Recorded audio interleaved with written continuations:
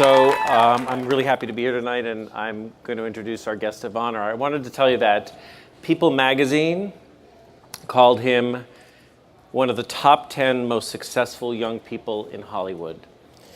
He began performing at the age of 8.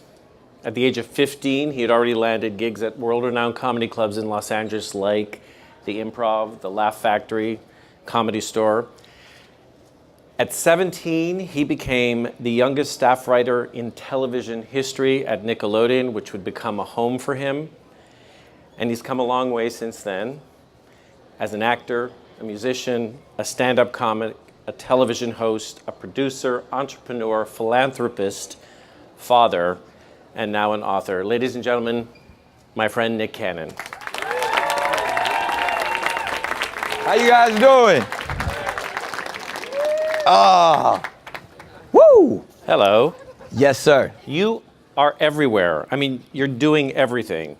But this is your first book about poetry. Why poetry?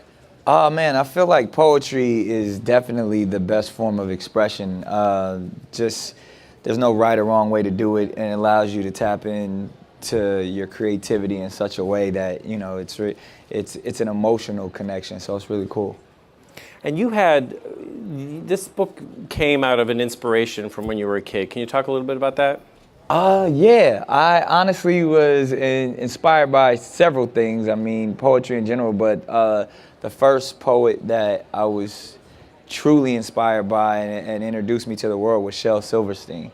So to be able to be a fan of, you know, Where the Sidewalk Ends, A Light in the Attic, and to see what he did with those words and illustrations really touched me. It's like opened a whole new world for me. At the same time, it was simultaneously the idea of, I was a child of hip hop as well. So to be able to experience those two worlds at the same time was really dynamic for me. You know, a lot of people, do you guys know the writings of Shel Silverstein? Brilliant writer. Amazing dude. Yeah. Yeah. I think what's amazing is if you ask a lot of people, he had some great impact on their lives. I know he was one of my favorites. I loved his poem Messy Room because I kept a messy room. Yeah. What was your favorite of his writings, though? I would have to say my favorite of Shel's writings. I mean, I loved all the poetry books, but The Giving Tree was something I was probably, right? That was just the simplicity in it, but how complex it was. Yeah. And, you know, even as a kid, it's just, you know, to know so much about this relationship between this young boy and this tree, and even to where he was always an old man and the tree was still there for him. It was outstanding. Do you guys like poetry? Sure, right? Here's the thing. I think poetry sometimes gets a bad rap. Yeah. Some people call it elitist, but really, I mean, it's everywhere, right? It's a real showcase for the written word, and so there are poetic references in music, in all of pop culture. But you had some very early influencers when it came to poetry, didn't you? Aside from Mr. Silverstein. Yeah. I definitely have to say, you say a bad rap. I would just say, honestly, it actually was rap music that actually was my first introductions, as well as just, you know, being a child of hip hop and an 80s baby. That's just street poetry, you know what I mean? It's poetry to a beat. And, you know, today we all know hip hop is probably the biggest cultural thing, you know, around the world, that allows every culture to connect, and they connect through this music and this culture that we've all kind of, you know, from the 80s on been able to be stewards of. So it's really outstanding to be able to bring the world of written poetry and obviously, you know, street poetry, which we call hip hop, together in one book. And you did that. I tried. You did, because in your new book, Neon Aliens. Okay, Neon Aliens ate my homework. That is like one of the coolest covers ever. I love that cover. Man. We had a lot of fun with that. Thank you. But the poem you wrote, School of Hip Hop, is a direct shout out to these great rappers, and I wondered if you'd read it, and we have it on our iPad right here. Absolutely, I would love to. And here it is. It's kind of cool. I'll read the poem, but then also want to just even say, like, there's some interesting ideas that I really got excited with the wordplay and stuff that I did with this. But I'll start off and then I'll get into that afterwards. It says, Kool Herc the founder, Flash the grandmaster, KRS-One the professor, Coach Busy B and Kool Moe Dee instructed on how to be a word wrestler. Chuck D the lecturer, while Flav had a love for PE. But my favorite 3 teachers were Run DMC. The girls were Salt and Pepper while the boys were Beastie. After recess, we cooled down, cold chilling with Ice Cube and Ice-T. Eric B and Rakim taught us work because the God don't play. Todd made the class hard as hell. Raise your hand for Mr. LL Cool J. Wanted to receive a degree in NWA. The curriculum was formulated by Dr. Dre. Dougie, Slick Rick, Snoop, Eminem, Outkast, Biggie, Pac, Nas, and Jay. Hopefully one day I can graduate and proudly say hip hop hooray. So I think it's kind of cool. You have a great story about this. Yeah, I mean, like obviously it rhymes and it kind of makes sense.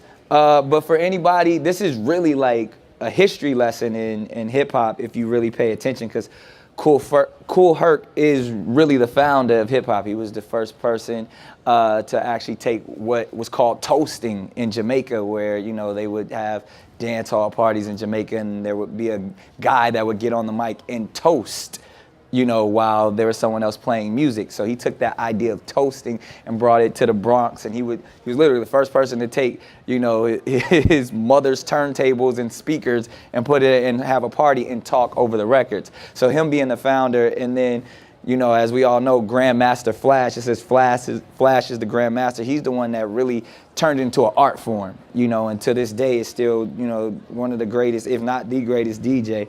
KRS-One, as we all know from Boogie Down Productions, he truly is a professor in hip hop. He teaches, at several different colleges. So it's like even I'm kind of giving them these terms, but this is what these guys actually do. Coach Busy B, or Busy B and Kool Moe Dee, if a lot of people don't know, it was technically the first battle rap ever on, they actually have it documented where Kool Moe Dee and Busy B at a party. Before them, people wouldn't battle rap. They would actually just say their rhymes and say how cool the DJ was. But Busy B figured, he wanted to be the top, and, that's why I call them the first. They instructed us how to battle a word wrestler. Chuck D, as we all know from Public Enemy, is truly a lecturer. This is what he has done from, his music from the 80s all the way until today. And we all know his sidekick, Flavor Flav, loves to play. And I kind of like play the word on, I think, what was Flavor Flav's show? The Flavor of Love. So I was like, Flav had the love for PE, obviously Public Enemy. And then as we all know, Run DMC was, my favorites. One of the most popular girl rap groups was Salt and Pepper.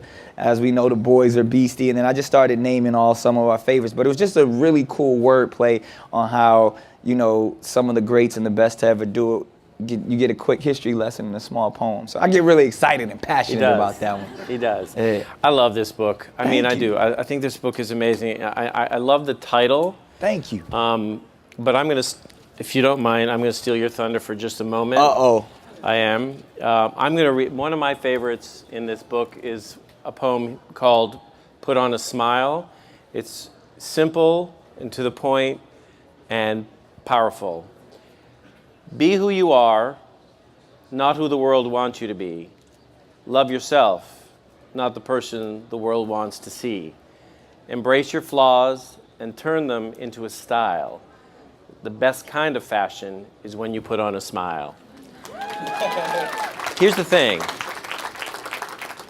This is a really important poem for kids to hear. Right. A really important poem for kids to hear. I think this idea of self-acceptance and expression of who you are, and I think there's so much of that running through the book is why and we'll get to some of that, a little bit more of it, but that's what makes this book so special. But back to the title. Right. Where the heck did that come from? Neon aliens ate my homework. It's a true story. It really happened. It did. No, honestly, it's a true tale in the sense that when I was in the 4th grade, I didn't do my homework, and I had the audacity to tell my 4th grade teacher that I was abducted by aliens the night before. Did she believe you? And you know what? She humored me. She enjoyed the fact that she knew I didn't do my homework, but the fact that I was creative enough to come up with the most absurd story. She definitely phoned home and called my mother. One, to tell her that I didn't do my homework, but 2, to tell her that, how creative I was, and that, that they wanted to tap into my creativity. So, needless to say, I never missed a homework assignment again. But it was really cool to, that the teacher actually took time to acknowledge that, this kid is really creative, and we wanted to tap into his imagination even more. I want you to recite that poem. Yes. But we're going to do it in a little bit, because I want to get back. I want to take Nick back a little bit in time and go back to when you were 8 years old. So you've been writing since you're 8. I remember when I was a kid, I wrote in a journal because it was a safe place for me and a great place to escape. Yeah. Was writing an escape for you when you were a kid? Was it some sort of a safe place for you to go? And did you journal? Oh, I definitely did. I mean, I have my first spiral notebook when I was 8 years old. And interestingly enough, during that time, 8 years old, when I first started making entries, as we say, that's also probably the first time I had ever experienced a life hardship or a difficult time where my grandfather, my mother's father, was killed in a car accident, and I really didn't know how to deal with that. And you were 8? When I was 8. And he was such a powerful influence in my life because he was a minister to our family and at the local church, but also was the person who introduced me to music. He was a musician as well. And during that process, that's where I would vent and really found a way to get my emotions out, and saw this as a place of peace, and that I can actually voice my opinion, because we all know at 8 you're still trying to even figure out thoughts and how to put them together. So to have writing in a journal or a notebook there for me to be able to get thoughts out was really cool. All right, personal. Do you remember your first entries? I do remember my first entries. They weren't poems quite yet. They were just love letters to girls. At 8, I was on it. But it really was. It was just certain things. Really, they were love letters to girls, and at the same time, probably goals for the future and what I wanted to be and thoughts like that. So that's really what I first started writing down, and how I was feeling emotionally, whether it was about being sad that my grandfather was no longer there, or the crush I had on the girl Jasmine next door. So it was always something like that before I got to the place of poetry. You still have that notebook, right? I do. My mother has it somewhere. Yeah. She kept all my come stuff. On, that is just sweet. Like a mom, you're supposed to keep all of that stuff. I do have a little bit of intel on you. You shared a bit of it today. When you were a kid, you wanted more than anything to have a race car bed. Oh yeah. So, yeah, he wanted a bed in the shape of a race car. Yeah, you remember the race car beds, Yeah. When you grow up in the hood, you don't get those type of things. You're lucky if you get your own bed at all. So, but you would see, I remember watching Silver Spoons, and it's cool. They would have all of those cool beds and stuff, and I always wanted a race car bed. And now I got my son one, so I feel like I finally got my bed. I won't tell you the kind of bed I wanted, but your first poem, actually, when you assimilated words into poetry, had something to do with this. Oh yeah, cars. Yeah, I was getting to that. Yeah.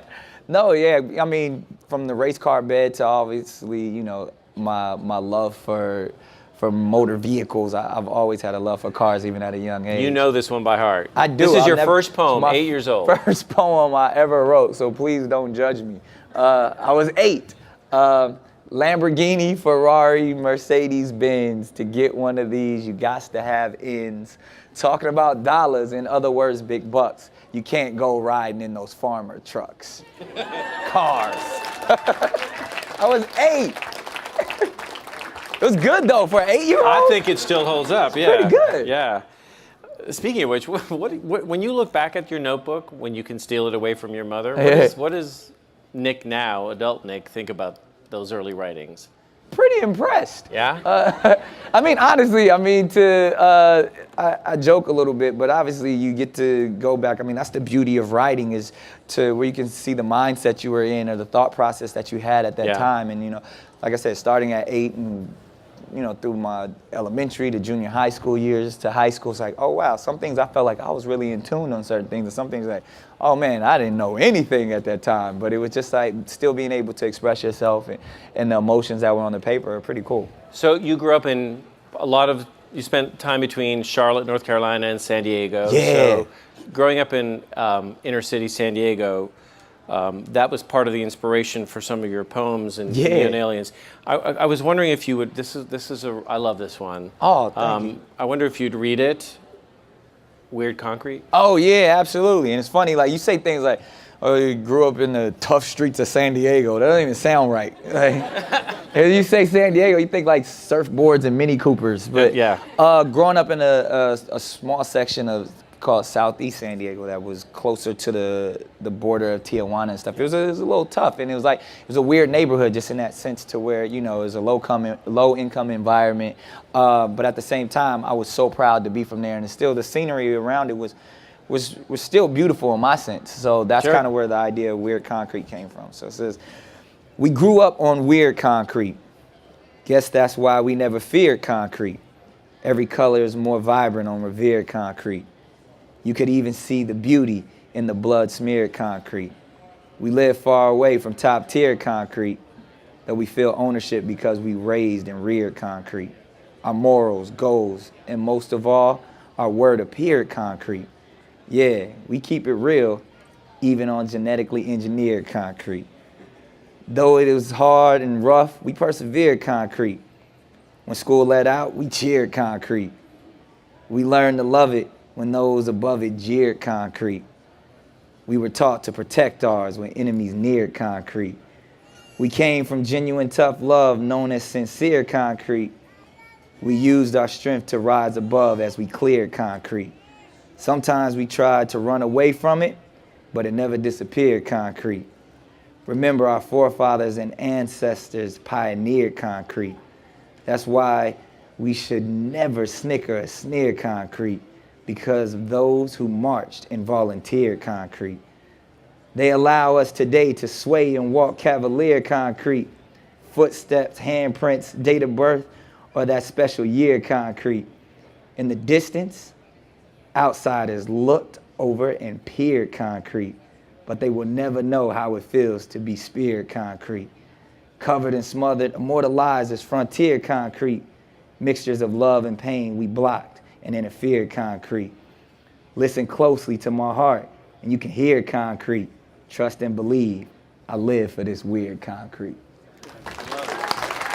Thank you. Absolutely love that poem. Thank you. This book, it's safe to say, and you've been vocal about this, is very personal. Absolutely. Some of the poems, in fact, were inspired by real kids. Yeah. Many of whom you've met and interacted with at this incredible hospital in Queens, St. Mary's Hospital for Children. Can you talk? I know this is such a passionate. Yeah, I mean, I'm a busy guy for so many reasons. I mean, I like to be on the go. I always like to do stuff and keep it moving. My ADD has always got me doing several things, and even like the when you listed my resume before we got out here, it's just like, he does this, and this. But when I show up to a children's hospital, time freezes. Nothing else matters. And it's truly a place that puts everything in the proper perspective for me when it comes to life, because you walk in there and you see these young people dealing with so many hardships, but still able to put a smile on their face. And you step back and look like whatever my problem was or issue was during the day has nothing on what they're going through. And they make conditions that are so difficult seem so easy. And I honestly believe that when I get a chance to visit St. Mary's or any children's hospital, it's like the closest I've ever really been to angels. Because when you think about all that they're going through that they don't deserve and still able to express love and joy, it's like that's what life is really all about when you can connect with those type of beings. So true. Thank you. It's a great place. Yeah, it's honestly, a really amazing it is. place. I feel I'm inspired every time I go to a children's hospital or even get the opportunity to experience anyone with hardships, but especially young people.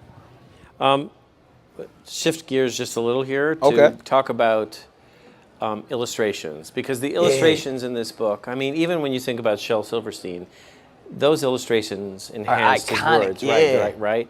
So I think what you did here is you actually, when you approached this book, you actually looked at a very specific kind of artwork that you wanted to. Can you talk about that a little? Absolutely. Well, again, I felt like this book was all about bridging the world of traditional poetry and hip hop. And when you think of the four elements of hip hop, graffiti is definitely one of the real foundations. And I wanted people to be able to experience that throughout this book. And when you think about what street art has become, I mean, originally when it first started, people, looked down on it and, like, They of looked course, at it as vandalism. yeah, vandalism. Yeah. But, of course, vandalism is wrong. But when you really understand where these young people were coming from, and it was just another form of self-expression, and they were true artists. I mean, amazing artists. And to this day, I mean, some of them are world-renowned, and that art form has grown to not only become a huge industry, but it's just something that's really embedded in the culture. I wanted to make sure, in the same way that Shel did with his iconic illustrations, I had the opportunity, myself and a few other amazing street artists to kind of push that message through, and they helped paint the pictures for several of my poems. And it's really cool because when you think about street art, I figured I couldn't do it myself. One, because I don't feel like I'm all right when it comes to Wait, to but art. you've done some of the illustrations in this book yourself. I did. I had the Yeah. opportunity to do it, and I Yeah. dabble in it. But I feel like I was able to surround myself with some amazing street artists as well, and that's the beauty. Like if you go outside and look at a wall, you'll see half a dozen or more artists on one wall. So I kind of wanted to bring that experience to the book as well. Yeah, and brilliantly. You talk about making your poetry exciting and relevant to kids. But this book isn't just about kids. It's not just for kids. It speaks to everyone, from the ode to jazz greats like Satchmo and Miles Davis to poems about aliens eating your homework, which is something we can all relate to. But your poetry is really for everyone, isn't it?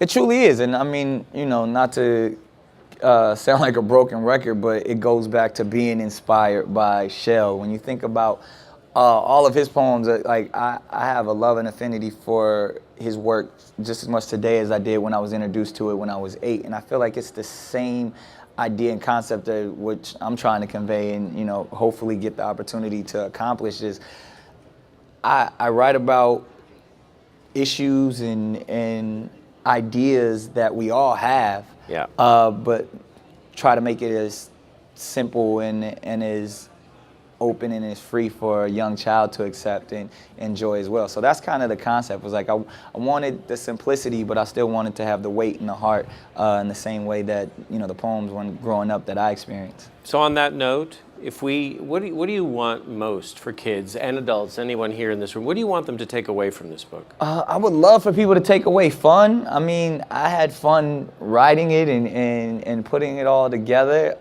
And then they're humorous and they're light, and if you can take a moment and step away from whatever you're doing that may have you stressed out or kind of dealing with life's real issues, if this could take you away from that for a second, I mean, I feel like, honestly, that's one of the reasons I was put on this earth, is to make people smile. And if this book can do that and inspire at the same time, that would be the only other thing. If someone can be inspired to be more creative, a young person to express their creativity, or even, like I said, just to brighten their day and make them say, hey, that was cool, that took my mind off of things for a minute, I would love that. I want to end with, you were quoted as saying that writing is at the center of everything I do, as an artist. Music, comedy, and creating stories for television and film. Clearly, that's still true. Definitely. People always say, if you could only do one thing, what would you do? Or what do you love the most? And I always say writing, because the core of everything that I do is writing. My job is to wake up and be creative. That's truly a blessing. I mean, whatever I put my mind to, it can happen, and it all starts on the paper for me. Whatever idea, whatever song concept, whatever television or film concept, it all starts with, waking up and jotting something down. Yeah. So, that's the blessing that we have with writing, and the freedom that we have is that we can write and create anything. Well, this is your second book. Yes. You wrote a beautiful holiday story with about your children, for them babies. Yeah, my kids. And which we love. But I can't think of a better way to end today than coming back to the writing. Yeah. The writing that you do so well, the writing that's, I know, going to inspire a lot of kids and adults. And would you read two of maybe your favorite pieces? Oh, sure. I know one of them is Neon Alien. Yeah, And then you have another beautiful poem called The Wordsmith. Oh, yeah. The Wordsmith is something that I kind of would always say, and it was just something that I didn't even, I think it was the same thing. When you go to sleep and wake up with a brilliant idea. So I think it goes something where it says, I'm an artist with words, I think in cursive. I fall asleep with a dream and wake up with a purpose. So it's like... So simple. Yeah. I love that. And elegant. Nick is going to end our conversation by reading the title poem from his book, Neon Aliens Ate My Homework, which, by the way, is available as we speak. Go to your iPhones now, click on iTunes, the book is available. Neon Aliens Ate My Homework. Neon Aliens Ate My Homework, based on a true story.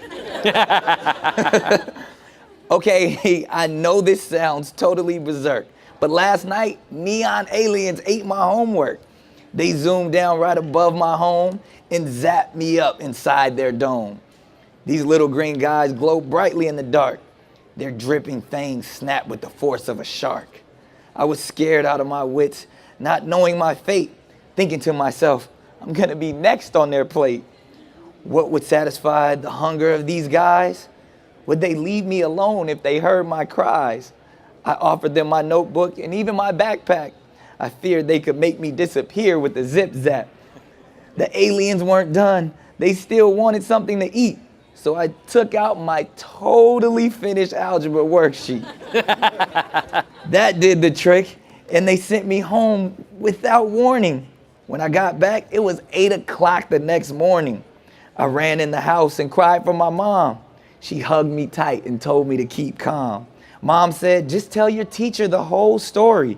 She'll understand what happened, don't you worry. Alien invasions are common in this nation. And so are kids with fantastic imagination. True story. Ladies and gentlemen, Nick Cannon. Thank you.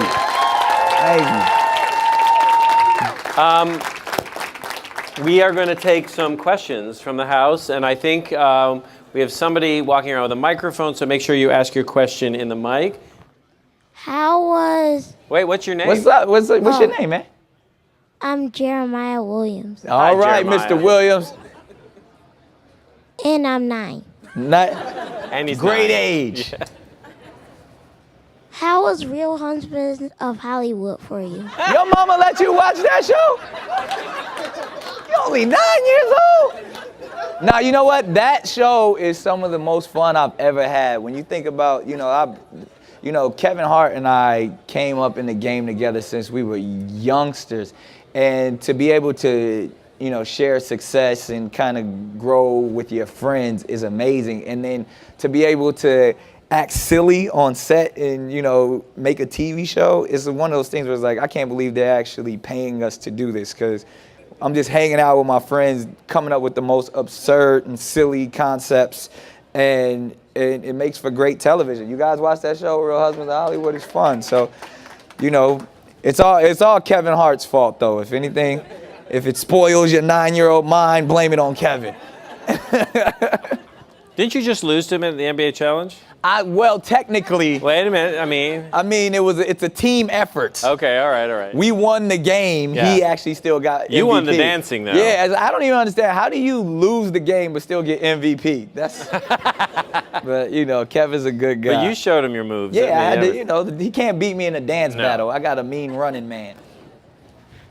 Hey, Nick, how you doing? I'm well. How are you? I think you're phenomenal. I just enjoy watching you. Just have a very likable persona, and I just thank you.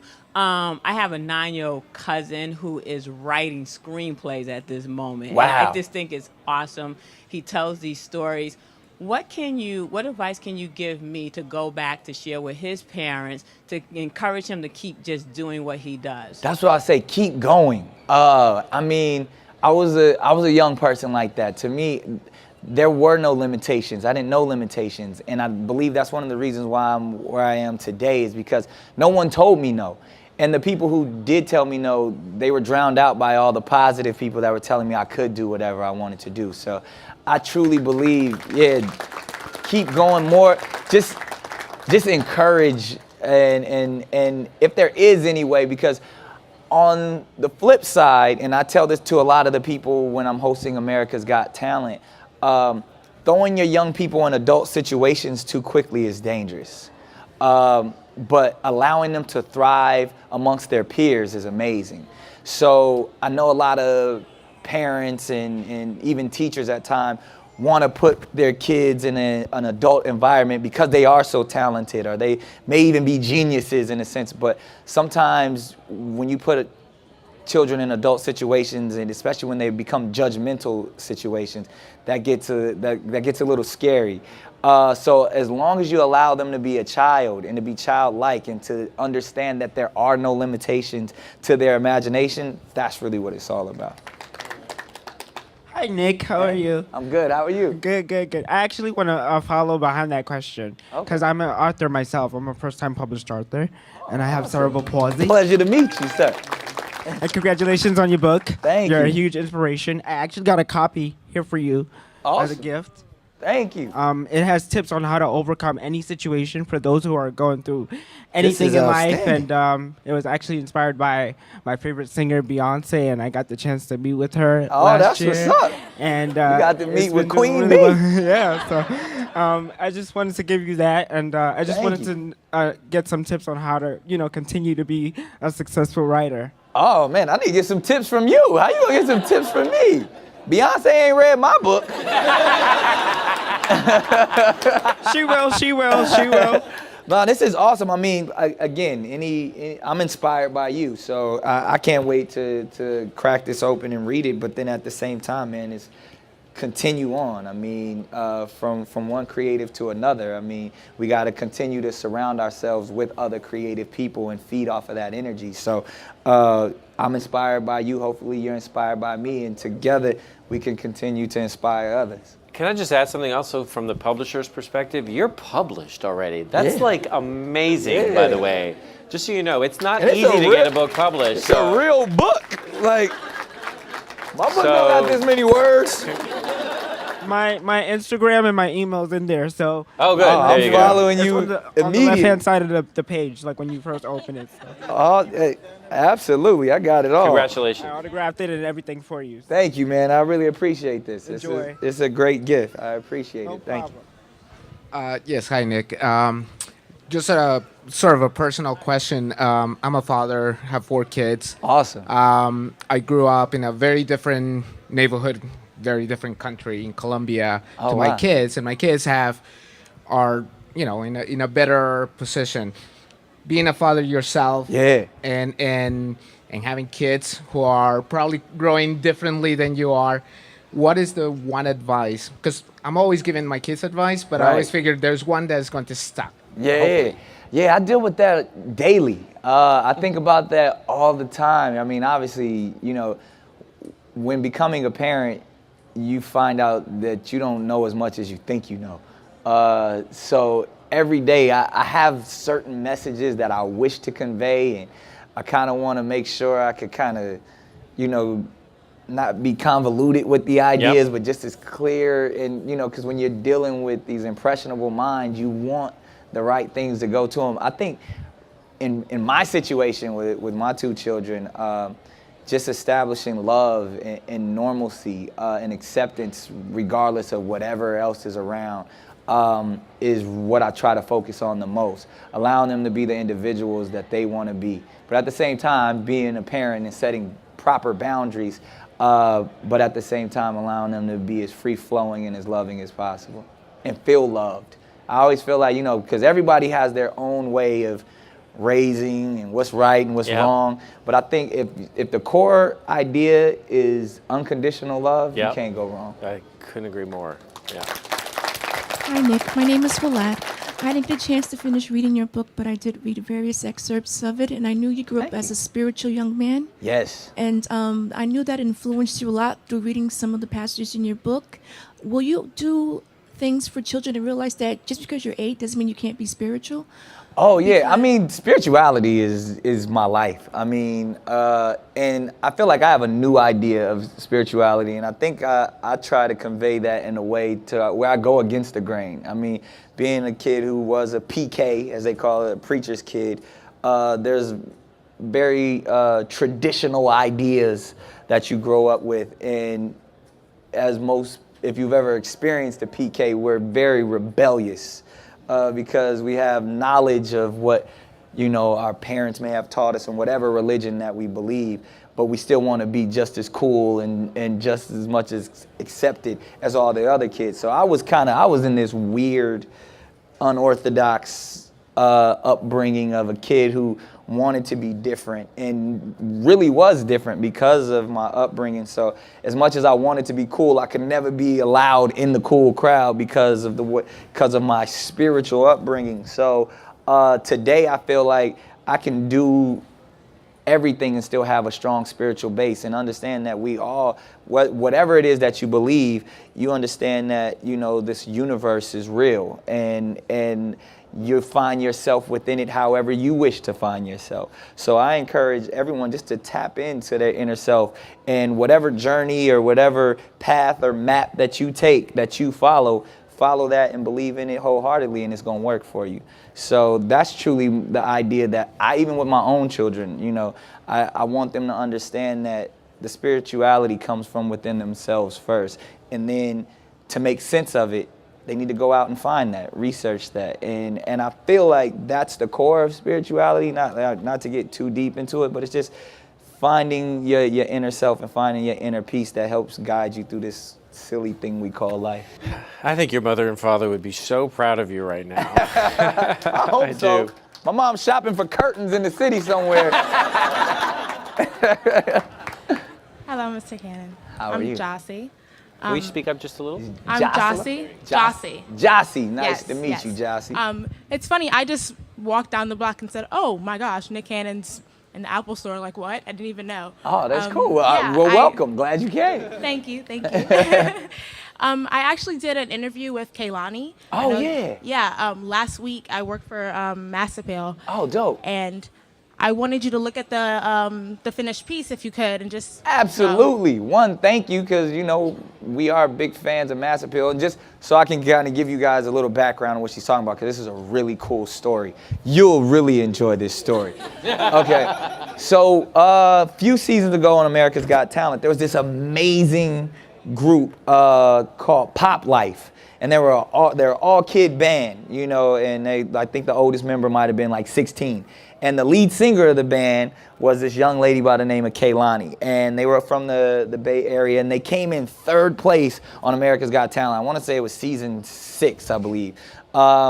And they got an opportunity to sing on the finale with Stevie Wonder. It was amazing for these kids. But obviously they didn't win. So, they go on and go back home to be kids. So about a year later, I get this phone call from somebody who lives in the Bay Area. And they're saying, hey, that girl who's the lead singer of that group Pop Life, she's homeless. And I was like, wait, like she's homeless? She was just a year ago. It looked like they were going on to big things. So I didn't understand. And as I did my research on the young lady, I found out that, she had lost her father at a very young age. I think she might have maybe only been 1 or 2 years old, and her father was murdered in Oakland. And her mother was, you know, having a really difficult time with drugs and wasn't really providing for her. So at 16 years old, she was in, you know, East Oakland homeless. So I was like, yo, I gotta, whatever I can do, I gotta help the situation. So what I did, you know, kind of got in touch with her school and her guardian and all that stuff. And we moved her to LA. And at the time, I was just focused on, hey, finish school, you know, get your diploma. And, you know, of course, she was interested in music. She has an amazing voice and had never really been in a music studio. Her only experience was singing with this group in live shows and America's Got Talent. So I allowed her to have full access to my studio, whatever she wanted to do.